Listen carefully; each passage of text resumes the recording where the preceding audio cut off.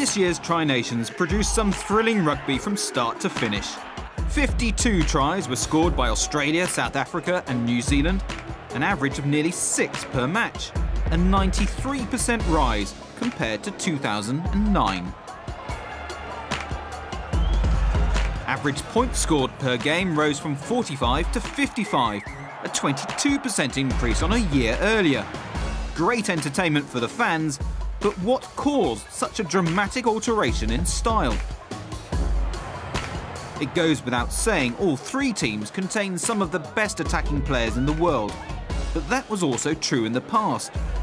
To find out some answers, we met up with a man regarded as one of the game's most successful coaches, IAN MCGEECHAN.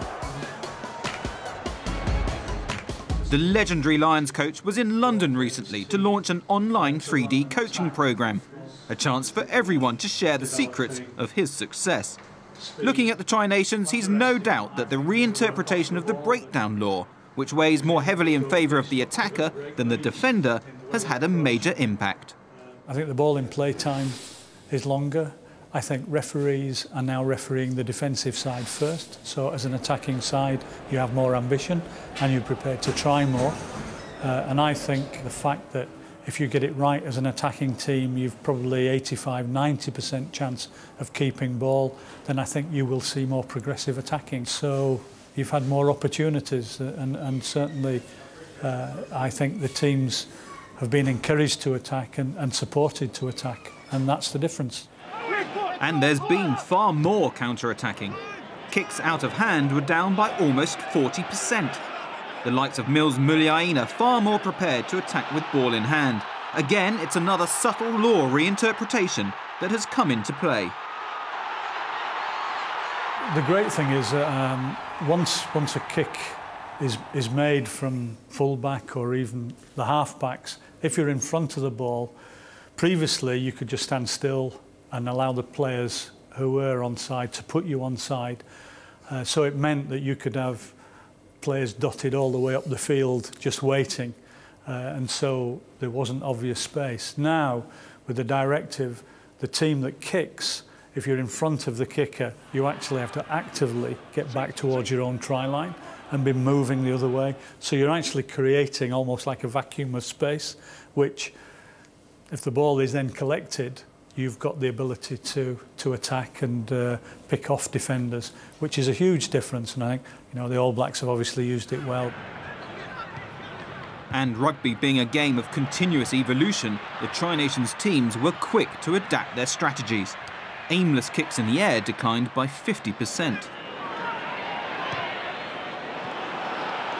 It stopped the kicking, which is just going to air just to get it away. And it's now looking at the tactical kicking, which a lot of it is getting flatter and closer to the ground or on the ground behind players. So actually you're forcing the back three, if they want to counter that, to have to pick the ball up. So that ability to just catch and run, I think, is seen as a dangerous option now for a team who kicks. So I think there'll be more and more tactical kicking on the ground. And clearly, the All Blacks were a step ahead of Australia and South Africa in predicting the impact of the new interpretations. They were honing their skills before the tournament even began. New Zealand took the decision very quickly. You saw it in their warm-up games against Wales and so on, that they were going to run from the back and get the support of the referees to do it. And if there is a risk, because you can be isolated, but of course if you're clever enough and there's a few Molly hyenas around, then generally you go pretty well. So, and it's favoured steppers and quick players, and it is a risk, but it's a huge reward if you get it right or you break the first line. And I think that has been their biggest plus, I think, from all that they've managed to get in broken play and kick returns very effective attacks. Earlier in the show, IAN MCGEECHAN examined the All Blacks' ability to adapt their game to the new law interpretations. Looking at Australia, he was certain the selection of Kurtley Beale at fullback was another direct response to the way the game had tactically moved on. I've no doubt about that. that if you've got that runner and somebody with pace in that position, then he is going to hurt you in any kick that comes straight to him.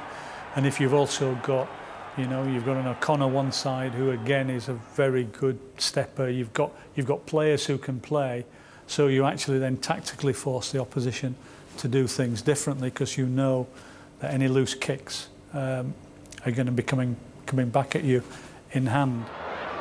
South Africa endured a difficult tournament, and of the three teams seemed to have the greatest difficulty adapting their style to compete with their rivals.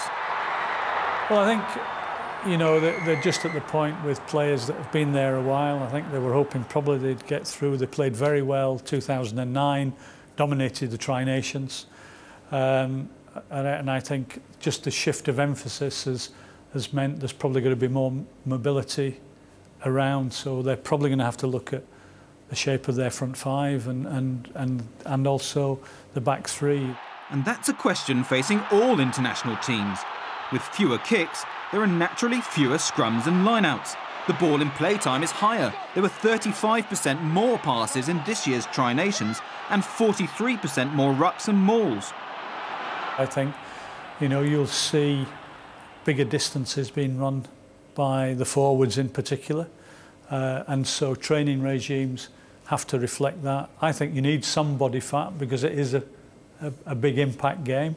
But you're looking at, you know, leaner and meaner players who can stay on the move. If you're down to 14 scrums a game, yes, you have to be right. It doesn't have to be a weakness. But actually, you've 180 odd rucks to be involved in or that the game is now producing. So technically, you've got to be very good there and be fit enough to be effective at certainly half of those. So, what will happen in the forthcoming international matches in Europe? England did manage a solitary victory for the Northern Hemisphere last June, beating Australia. But will they and the other European countries be able to compete with the pace and power of the Tri-Nations teams? There's slight advantage to the Southern Hemisphere. They've done it longer. They've now had a Tri-Nations with it.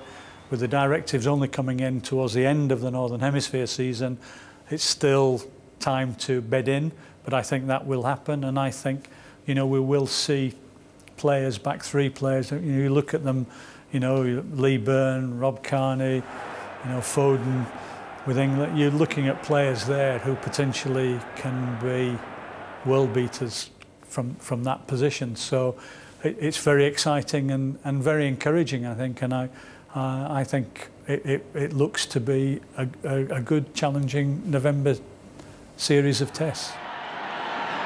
Our last question was simple. The All Blacks seem invincible. How on earth do you beat them?